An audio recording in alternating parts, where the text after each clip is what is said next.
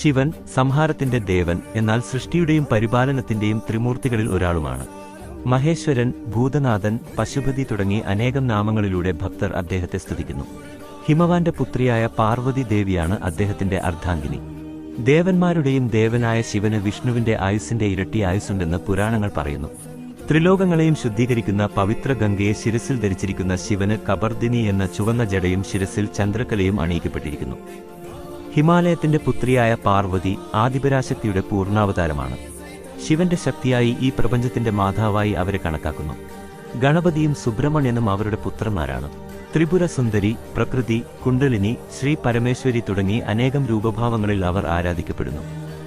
ലളിതാ സഹസ്രനാമത്തിൽ ദുർഗ, കാളി, ഭുവനേശ്വരി, ഭവാനി, മഹാമായ, അപർണ, ശൈലപുത്രി, ഗൗരി, കർത്യായനി എന്നിങ്ങനെ 1000ഓളം നാമങ്ങൾ പാർവതിയുടേതായി പരാമർശിക്കുന്നുണ്ട്.